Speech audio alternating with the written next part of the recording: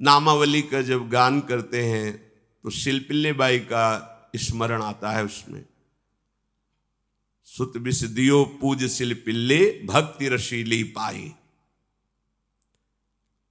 देखो कितना विश्वास होता है भक्त को, कैसा वो श्रद्धावान होता है। एक राजकुमारी और दूसरी एक जमींदार की पुत्री, दोनों को मित्रता थी। एक दिन राजा के यहां भगवत प्रेमी महात्मा आए। वो संत सेवी राजा थे, महात्मा जन आते रहते थे और महात्माओं का कार्य ही होता है निरंतर अपने प्रभु की सेवा और सुमिरन में मगन रहना। सेवा सुमिरन ये बहुत बड़ी सामर्थ्य है। अगर हम हर समय सेवा और सुमिरन में रहें तो कभी कोई माया प्रपंच हमें परास्त नहीं कर सकता। जहां हम सेवा सुमिरन से अलग हुए वहीं माया का प्रभाव पड़ता है। भगवान का शालिग्राम स्वरूप उनके पास था, खूब भाव से सेवा कर रहे थे और नवीन अवस्था की कोमल हृदय वाली ये दोनों सखियां देख रही थी। इनके मन में आया ऐसे हम भी ठाकुर सेवा करेंगे। देखने से सुनने से हमारे हृदय में प्रभाव पड़ता है। गंदी बातें देखेंगे, गंदी बातें सुनेंगे, उसी का चिंतन होगा, हृदय गंदे आचरणों की प्रेरणा वाला बन जाएगा। अगर हम भागवतिक बातें सुनेंगे, भागवतिक दर्शन करेंगे तो भागवतिक चिंतन होगा, हृदय भागवतिक प्रेरणा वाला बन जाएगा। कई दिन संत भगवान रुके, रोज सेवा कीर्तन कथा, सरल हृदया। उन दोनों सखियों में बात आई कि चल करके संत भगवान से कहते हमको भी ठाकुर जी दीजिए। दोनों ने चरण पकड़कर प्रार्थना की, गुरुदेव हमारे हृदय में भी इच्छा हो रही कि हमें ठाकुर सेवा मिले। अब दोनों बच्चे ही थे। संत भगवान ने विचार किया सेवा पद्धति में बहुत सावधानी की आवश्यकता होती है। अभी ये बच्चे हैं, कहीं सेवा अपराध न बन जाए। सेवा अपराध भी होता है। उपासना में चलने वाले उपासक को सेवापराध और उपसेवापराध 32 ये 64, इन पर सावधान रहना चाहिए। ये गलती नहीं होनी चाहिए। जैसे आप ठाकुर सेवक हैं, अपने घर में सेवा विराजमान किए हुए हैं। अब जैसे आपको ठाकुर जी के दर्शन के लिए जाना है, जहां तक ठाकुर जी के दर्शन करने के लिए जाना है, हो सके तो पादुका न पहने, नंगे पैर दर्शन करने जाए। यदि आप में ऐसी सामर्थ्य नहीं है किसी कारण से, तो सीढ़ियों में पादुका नहीं पहनना चाहिए। जहां से मंदिर की सीढ़ियां हैं, पादुका उतार कर माथा रखकर सीढ़ी में फिर चढ़ना चाहिए।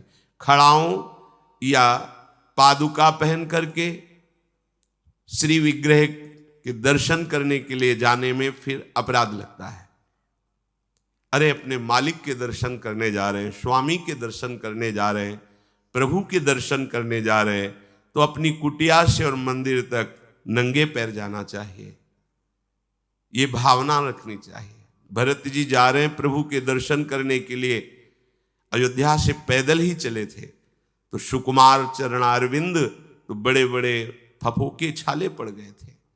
वशिष्ठ जी ने देखा, सबने मिलकर भरत जी से कहा पालकी पे बैठ जाइए। तो उन्होंने कहा हाँ, मेरे प्रभु यहां नंगे पैर चले हैं और मैं पालकी पे बैठ जाऊं? उचित तो यह है कि अपने प्रभु के दर्शन के लिए मैं जा रहा हूं, तो जहां जहां प्रभु के चरण पड़े वहां मेरा शीश पड़े, अर्थात सिर भर जाऊं। उचित मोरा सबते सेवक धर्म कठोरा। यहां मैं सर के बल चल के जाऊं पर असमर्थ हूं। तो आप कह रहे हैं पैर में छाले पड़ गए, आप सवारी में बैठ जाइए। ऐसा नहीं हो सकता। तो अपने प्रभु के दर्शन करने के लिए जब जाए तो हो सके, सामर्थ्य हो तो पादुका न पहने, कोई खड़ाऊं चप्पल जूता आदि ना पहने। अगर पहने हैं तो बस सीढ़ी तक ही पहन कर जाए, ऊपर सीढ़ियों के नहीं। इतने सुकुमार मत बनो, ये आग में जलाया जाएगा शरीर, ये गाड़ दिया जाएगा शरीर, इससे ज्यादा प्यार ना करो। अब इतना दृढ़ विश्वास कि ये बच्चे हैं, सेवा भाव कैसे पूर्ण कर पाएंगे? तो उन संत भगवान ने दोनों बच्चियों से कहा, आप कल ठाकुर जी लाएंगे, हम आपको दे देंगे। तो गांव में घूमे तो आसपास गोले गोले से पत्थर मिले, पत्थर लाए 2 और कहा कि ये लो तुम्हारे ठाकुर जी हैं। दोनों को दिया। देखो गुरु वचनों पर और गुरु प्रदत्त सेवा वस्तु पर कितना भाव होना चाहिए। उन्होंने दृढ़ विश्वास किया कि मुझे भगवान गुरुदेव ने दिया, ये भगवान है मेरे। दोनों ने अपने हृदय से लगाया। अब एक जमींदार की पुत्री थी, एक राजकुमारी, स्वर्ण के सिंहासन में, और उनका नाम रखा शिलपिल्ले ठाकुर। शिल मतलब पत्थर, तो उनका तुम्हारे ठाकुर का नाम शिलपिल्ले गोविंद है। दोनों सिंहासन पर रखकर आराधना करती।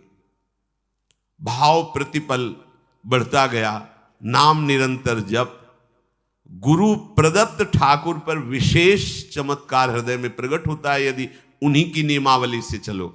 अपने मन से बाजार से खरीद लाए, विराजमान किए हैं, कभी सेवा की कभी नहीं की, वो भी अच्छा है, कम से कम भागवतिक भाव तो है। लेकिन सिद्धि जो प्राप्त होती है वो गुरु कृपा से, गुरु प्रदत्त ठाकुर से। जैसे धन्ना जी को भांग के बट्टे में ठाकुर जी प्रकाशित हो गए, गुरु प्रदत्त। अब ये सखियां जब बड़ी हुई तो इनके ब्याह की बात थी। तो जो राजकुमारी थी उनका राजकुमार से किसी से ब्याह तय हुआ, ब्याह हो गया।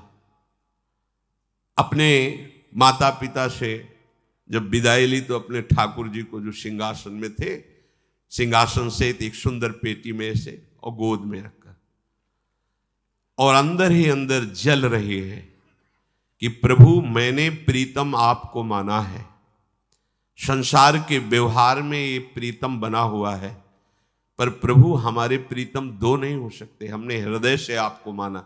इसी विचार में वो बड़ी उदास है। पहले पालकियों में ऐसा राज सैनिक चल रहे हैं, पालकियों में वो बहू जा रही है और राजकुमार घोड़े पर। राजकुमार बार बार पालकी के समीप जाता, दर्शन करने की इच्छा होती है ना, तो उदास देखता, मन में बड़ी गिलानी हुई। उसने कहा, एक नदी थी, उसने कहा यहां हम थोड़ी देर विश्राम करना चाहते हैं, राजकुमारी की पालकी रखी जाए और सैनिक दूर खड़े हो। तो राजकुमार वैसे ही आज्ञा हुई। तो बात करना चाहते हैं पर वो ना देखती है और ना बात करती है। और इतना सुंदर रूप, क्योंकि ब्रह्मचारिणी और भगवत आराधना। अब उसके हृदय में जलन हुई कि ऐसा क्या है जो हमसे बात नहीं कर रही। बस बार बार ऐसे पिटारी खोल के ऐसे ठाकुर जी को देखती। नाम जप और सेवा के प्रभाव से वो सिल नहीं रह गया था, वहां उसको सांवरे श्याम सुंदर की झांकी मिलती थी। जब अपने शिलपिल्ले ठाकुर जी को देखती तो ललित त्रिभंगी श्री लाल जो महाराज श्याम सुंदर दिखाए, अत्यंत आसक्ति। गुरु प्रदत्त किसी भी शब्द में, किसी भी वस्तु में दिव्यता होती है, बस हमारी भावना होनी चाहिए। अरे बोले ये हम नहीं दे सकते, ये गुरु प्रदत्त है, नहीं हम प्राण दे सकते हैं, लेकिन ये नहीं। जिसका गुरु वचन पर, गुरु प्रदत्त वस्तु पर, गुरु प्रदत्त ठाकुर पर दृढ़ निष्ठा हो गई, वही सिद्ध हो जाता है। अब उसने समझ लिया कि पिटारी में जो कुछ है यही हमारे और राजकुमारी के बीच में बाधा है। 2-4 दासियों को बुलाया और कहा इनको बातों में उलझाओ, पिटारी पीछे हमें दो। और प्रवीण दासियां उनको विनोद भाषा में, हंसी मजाक में बात, लेकिन वो उदासीन। धीरे से गोद में पेटी थी, ले ली, हम लिए हुए हैं, आप बातचीत में सारा, और पेटी उनको दे दी। राजकुमार ने राजकुमारी से कहा यही पेटी तो हमारे आपके बीच में बात, फेंक दी नदी में। अब तो जो उसके हृदय में पीड़ा हुई, भारी व्याकुलता। अब राजकुमार है, सैनिकों के साथ तुरंत पालकी उठवाई, महल ले गया। पर वो आसक्त है, इतनी सुंदर राजकुमारी, क्योंकि भागवतिक तेज से संपन्न में आकर्षण होता है। राजकुमारी ने कहा, यदि हमारे ठाकुर नहीं तो मैं नहीं। आज से अन्न जल त्याग, प्राण त्याग दूंगी अगर हमारे ठाकुर जी हमारे समीप नहीं तो। आज से अब एक बूंद पा कैसे पिए? अपने ठाकुर को भोग लगा के पाला है और ठाकुर जी फेंक दिए गए। भारी व्याकुलता, जैसे मीरा जी कहते, दृश्य बिन दुख न लागे नैन, न रात में नींद है न दिन में अन्न जल है, व्याकुलता। अब भयभीत हो गया राजकुमार। पूरा महल इस विषाद से हो गया कि अगर नवीन राजकुमारी प्राण त्याग देती है तो क्या होगा लोक समाज में, कि अभी नवीन राजकुमारी गई, ये लोग ऐसे निर्दयी हैं कि ऐसा व्यवहार किया कि उसने प्राण त्याग दिया। राजकुमार घुटने में आ गया। घुटने टेक कर राजकुमारी से कहा, मैं तुम्हें दुखी नहीं करना चाहता, पर मैं तुमको छोड़ भी नहीं सकता। अब हमें आप वो उपाय बताओ जिससे आप मुस्कुरा दो, आप प्रसन्न हो जाओ। तो उनका, हम अपने ठाकुर के बिना जीवित नहीं रह सकती। यदि आप हमें जीवित देखना चाहते तो हमारे ठाकुर जी ला के दो। ठाकुर जी को नदी में फेंक दिया था। पारिवारिक जनों के साथ राजकुमार उस नदी के तट पर गए और राजकुमारी से कहा, तुम्हें इतना प्रेम ठाकुर जी से, तो तुमसे ठाकुर जी कितना प्रेम करते हैं? अगर तुमसे ठाकुर जी प्रेम करते हैं तो मुझे प्रमाणित कर दो, तो मैं जीवन भर तुम्हारी आज्ञा में रहूंगा। अच्छा, तो तुम ये देखना चाहते हो कि ठाकुर जी हमसे कितना प्रेम करते हैं? हाथ फैलाया और आर्त भाव से पुकारा कि गोविंद, अब आपके बिना मैंने जीवित नहीं रहना। अंदर से जेव ही प्रार्थना की तो जल से सिंहासन सहित शिल्पिल्ले भगवान जैसे कोई वायु के प्रवाह में आ रहा हो, ऐसे आए और छाती से चिपक गए। पूरा परिवार, राजकुमार ये देख रहा था। हृदय से ठाकुर जी चिपक, जीवन भर के लिए दासत्व स्वीकार कर लिया और कहा, जैसी आप आज्ञा करोगे। जैसे मीरा जी, जब राणा जी से ब्याह हुआ तो प्रथम मिलन की रात में मीरा जी ने कहा, सावधान, तुम हमारे पति नहीं हो, मेरा सुहाग गिरधर से है, श्याम सुंदर ही मेरे पति हैं। व्यवहार में तुम पति बने हो। यदि हमारी बात समझ पा रहे हो तो जीवन में कभी हमारा स्पर्श मत करना। ये जीवन केवल गिरधर के लिए, दूसरे के लिए नहीं। उतर गए शैया से और जैसे सेवक होता है, बोले, अहो भाग्य, मुझे ये सौभाग्य मिला कि इतनी महाभागवती की सेवा करने का। एकांत में मैं सदैव तुम्हारे शिष्य की तरह बर्ताव करूंगा, पर समाज में तुम्हें बहू की तरह बर्ताव करना होगा, नहीं तो लोग जीने नहीं देंगे। समाज में पत्नी की तरह और एकांत में गुरु शिष्य के। तुम हमारी गुरु होगी और हमसे ऐसा ही बर्ताव राणा ने जी, ऐसा ही उस राजकुमार ने दी। हमारी भागवतिक निष्ठा ऐसी होनी चाहिए कि जो गुरु जी ने मंत्र दिया है, जो गुरु जी ने उपासना दी है, उसमें दृढ़ विश्वास होना चाहिए। हमारे अंदर किंचन मात्र फिसलाव नहीं होना चाहिए। और आ गए जो महामहिम सूत्र है, जब तक हमारा मन प्रभु में समर्पित ना हो जाए तब तक पाप होने की संभावना होती है। बड़े बड़ों से चूक हो जाती है। इसमें यह नहीं कहा जा सकता कि हम इतने वर्ष से साधन में लगे, हमसे चूक नहीं होगी, ये तो भूल जाना। बड़े बड़ों से चूक करवा देना माया का कार्य होता है, पर जिनका मन प्रभु को समर्पित हो गया है उनसे चूक नहीं हो सकती।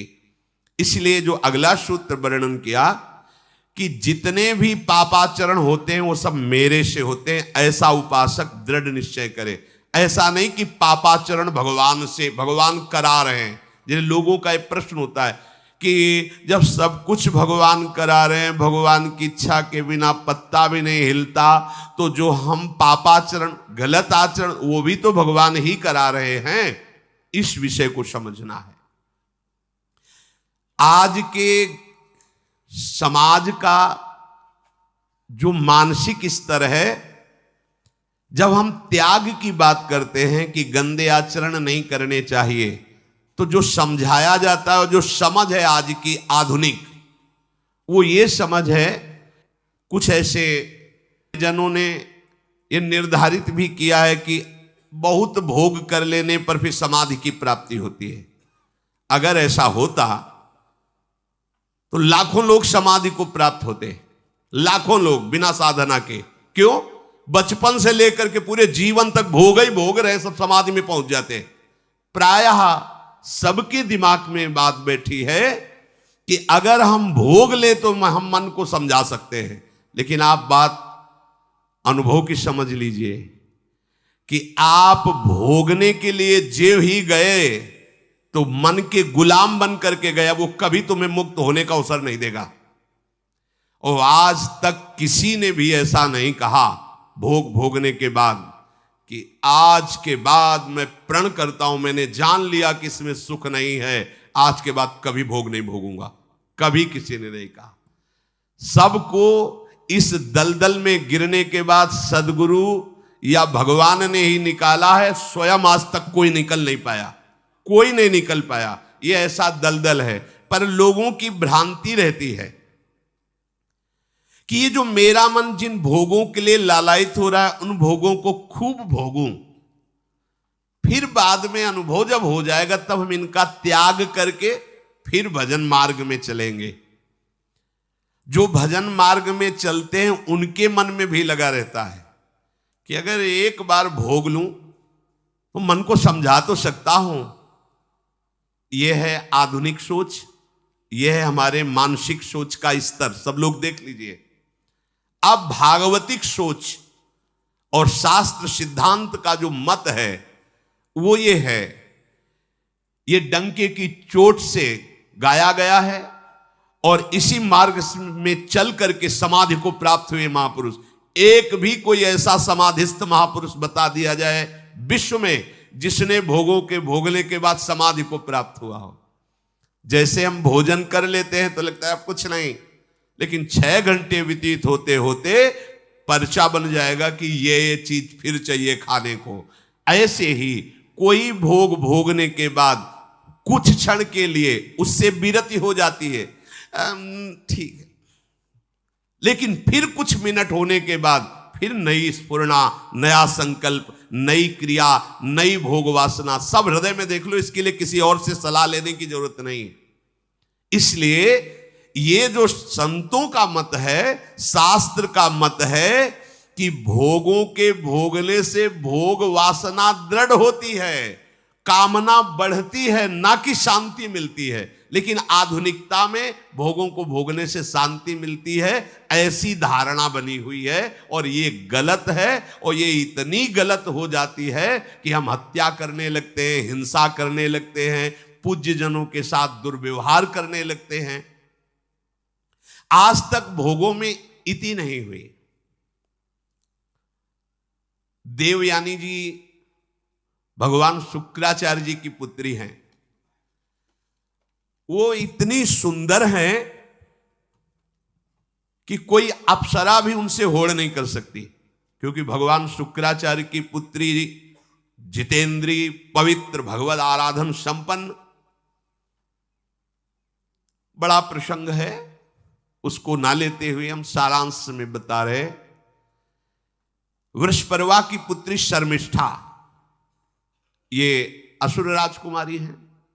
दैत्यराज वृषपर्वा, उनकी पुत्री शर्मिष्ठा, और दैत्य गुरु भगवान शुक्राचार्य, उनकी पुत्री देवयानी बड़े समाज के साथ जंगल में गई हुई थी। एक बड़ा दिव्य सरोवर था, तुलसी में सब राजकुमारियां स्नान कर रही थी। अचानक वहां से कोई महात्मा निकले तो जल्दी में सबने वस्त्र धारण किए, तो शर्मिष्ठा के वस्त्र देवयानी ने और देवयानी के वस्त्र शर्मिष्ठा, वो महात्मा निकल गए। वहां कोई उनको टिकना तो था नहीं। देवयानी ने देखा कि मेरे पवित्र वस्त्र, देवयानी ने वस्त्र धारण नहीं किया शर्मिष्ठा के। जब वो महात्मा चले तो देखा कि हमारे वस्त्र राजपुत्री शर्मिष्ठा धारण किए। तो उनका, तुझे पता है मेरे वस्त्रों को स्पर्श करने का भी तेरे को अधिकार नहीं, तूने धारण कैसे कर लिया? तो उनका, ज्यादा मत बोल, इतना गुमान करके मत बोल। जैसे सब सेवक पलते हैं मेरे महाराज से, ऐसे तेरा पिता और तू भी मेरे महाराज के द्वारा ही पोषित है, क्योंकि वो तो राजा है, सारी सेवाएं वही देते हैं। ऐसा नहीं बोलना चाहिए, क्योंकि गुरु पुत्री है, आचार्य पुत्री है और सम्माननीय है, पर ऐसा वो बोल गई शर्मिष्ठा। देवयानी ने कहा तुझे पता है अगर मेरे पिता की दृष्टि बदल जाए तो 2 मिनट में देवता तेरे पिता सहित संपूर्ण राज्य को नष्ट कर देंगे। मेरे पिताजी के भय से ही देवता आक्रमण नहीं कर। शुक्राचार्य मंत्रवेत्ता है। ज्यादा बात बढ़ गई तो राजकुमारी का शासन चलता है।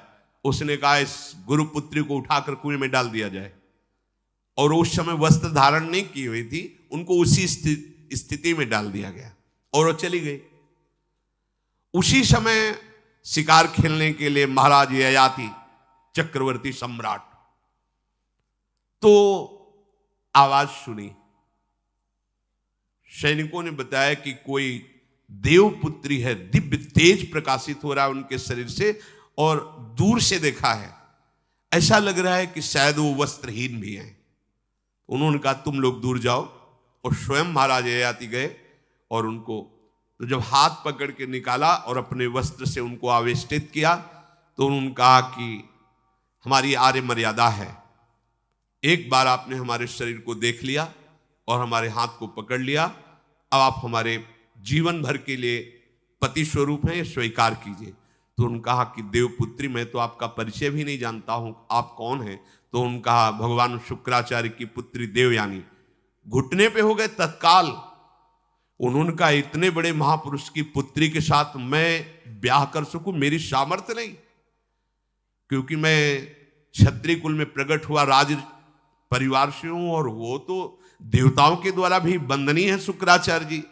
तो उनका आप निश्चिंत रहो, ये विषय मैं संभालूंगी, पर आप मेरे पति हैं, ये स्वीकार कीजिए। बोले यदि शुक्राचार्य जी इस पर राजी हैं तो हम ये बात स्वीकार करते हैं।